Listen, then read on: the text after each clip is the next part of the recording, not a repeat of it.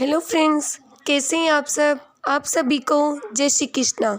तो फ्रेंड्स, हम बात करते हैं हमारे अधिक मास की 11 तिथि से लेकर अमावस के दिनों की महत्वपूर्ण, जी हाँ, सबसे महत्वपूर्ण 5 दिन हमारे पास अधिक मास के बचे हैं, क्योंकि हमारा अधिक मास जो है पूर्ण होने वाला है। सिर्फ 5 दिन, इस 5 दिनों में जितनी ज़्यादा हो सके हमें भगवान की कृपा प्राप्त करनी है, ताकि जो बीत गए दिन, जिन दिनों में हम ज़्यादा पूजा पाठ नहीं कर सके या दान पुण्य भी नहीं कर सके, तो उसका हमें फल लेना है, भगवान से आशीर्वाद ज़रूर लेना है।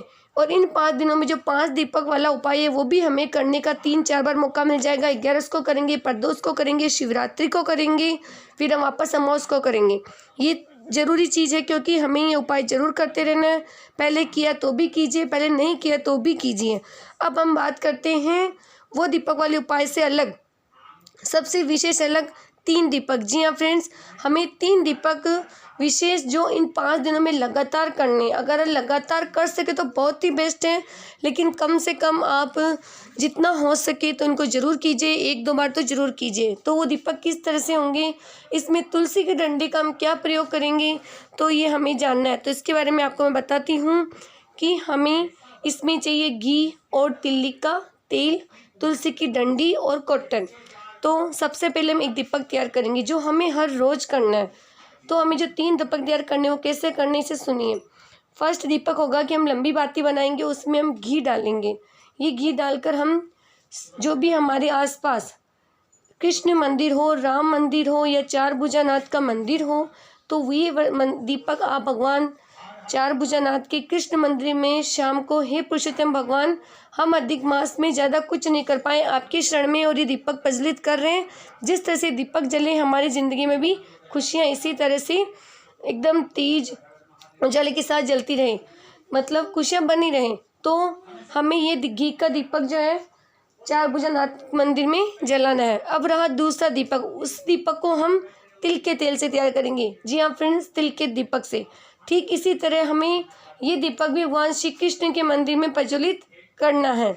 अब फ्रेंड्स, इसमें 2 चीज़ है, यदि आप चाहें तो अलग अलग दीपक भी कर सकते हैं। जैसे मान लीजिए घी की सुविधा नहीं है आपके पास देसी गाय की, तो आप ये मिलावट का देसी घी नहीं करें, इसकी बजाय सिर्फ आप ये तिल का जो दीपक है वो एक ही जला दीजिए फ्रेंड्स। फिर आपको घी के दीपक को जलाने की ज़रूरत नहीं है, सिर्फ आप तिल के तेल का दीपक भी जला सकते हैं यदि आपके पास गाय का शुद्ध घी नहीं है। अब हम बात करते हैं दूसरा दीपक जो हमें कहाँ और जलाना है, वो है हमें शिवालय में। जी हाँ फ्रेंड्स, इसी तरह से हमें एक घी का दीपक, एक तिल के तेल का दीपक, इन दोनों में से अगर दोनों हो तो दोनों, नहीं तो एक दीपक, चाहे घी का या तिल का तेल का। वही नियम है, अगर आपके पास शुद्ध घी नहीं है तो हमें एक दीपक तिल के तेल का शिवालय में भी प्रज्वलित कर देना है। और एक दीपक हमें हमारे घर के मेन गेट के बाहर लंबी बाती का इसी तरह लगा देना है, वो भी आपकी सुविधा है, घी का लगा या तिल के तेल का। इस तरह से ये 3 दीपक हमें इन 5 दिनों में हर रोज़ करना है। भगवान श्री कृष्ण या राम मंदिर, नारायण चार भुजा, जो भी आपको अवेलेबल हो वो मंदिर, शिवालय और हमारे घर का मेन गेट, 3 दीपक हो गए। अब हम बात करें तुलसी के, तुलसी की ज्योति से कैसे क्या होगा।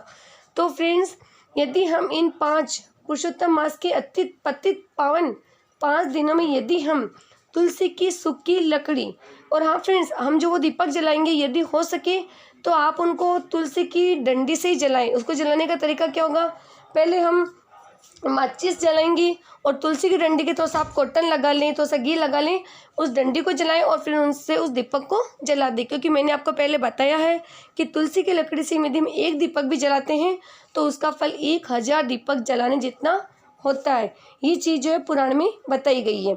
अब हम जो तुलसी डंडी, तो आप एक उसके लिए आपको चाहिए छोटी छोटी पतली पतली तुलसी की डंडियाँ, चाहे 5, 6, 7 हो या जैसे थोड़ी मोटाई में हो तो आप 2-3 ले सकते हैं। अब आप उसको थोड़ा थोड़ा उस पर रुई लपेट दीजिए। हाँ फ्रेंड्स, उस डंडी को बिल्कुल आपको जैसे हमारे 2-3 इंच के टुकड़े करने हैं, उसके 3-3 इंच के छोटे छोटे 2-4 टुकड़े करने हैं, उसके आपके ऊपर रुई लपेटना है और रुई लपेटने के बाद उसको आप घी में डुबो दीजिए। हाँ फ्रेंड्स, इसके लिए तो आपको घी को ही यूज़ में लेना है, आप इसे में घी में डुबो दें। और फिर जब वो कॉटन और तुलसी की डंडी अच्छे से घी में हो जाएगी, तब आपको भगवान श्री कृष्ण के मंदिर वो दीपक प्रज्वलित कर देना है। जी हाँ फ्रेंड्स, भगवान को जब ये दीपक आप प्रज्वलित करें तो भगवान से हम प्रार्थना कर सकते हैं कि भगवान हमारे कुछ परिस्थितियों वश हम ज़्यादा दान जप तप पूजा नहीं कर पाए, तो प्रभु आपके चरणों में हम ये दीपक प्रज्वलित कर रहे हैं। इसी से आप हमें हमारे पुरुषोत्तम मास का पूरा आशीर्वाद दीजिए, फल दीजिए, हम पर कृपा कीजिए। स्वयं भगवान श्री कृष्ण ने ये कहा है, क्योंकि वही पुरुषोत्तम मास की पूर्णतया इसमें जो हम कहते हैं कि एकाधिक्य माने गए हैं, तो हम भगवान शिव के नारायण के सामने जब ये दीपक प्रज्वलित करेंगे, उनसे प्रार्थना करेंगे, तो भगवान ने स्वयं पुराण में कहा कि यदि कोई इन 5 दिनों में मेरे दीपक प्रज्वलित करता है तो उसे मैं पुरुषोत्तम मास का पूरा पूरा फल दूंगा, चाहे वो फल जप का हो, पूजा का हो, दान का हो या अन्य किसी काम का। तो हमें फ्रेंड्स ये 3 दीपक से अलग और प्लस ये तुलसी वाला, यदि आप ये 3 दीपक वाला नहीं कर सके तो कम से कम तुलसी डंडी वाला ये 1 दीपक भगवान के चरणों में इन पुरुषोत्तम मास के बचे हुए दिनों में जरूर प्रज्वलित करें और भगवान का आशीर्वाद पाएं। ये बहुत ही अचूक उपाय है जो भी कुछ ही दिनों पहले कथा में बताया गया है। तो फ्रेंड्स, कैसी लगी आपको मेरी जानकारी, प्लीज़ कमेंट बॉक्स में आप मुझे ज़रूर बताएं, और आप अगर नए तो मेरे चैनल को सब्सक्राइब कीजिए। तब तक के लिए थैंक यू। जय श्री कृष्णा, श्री शिवाय, नमस्ते।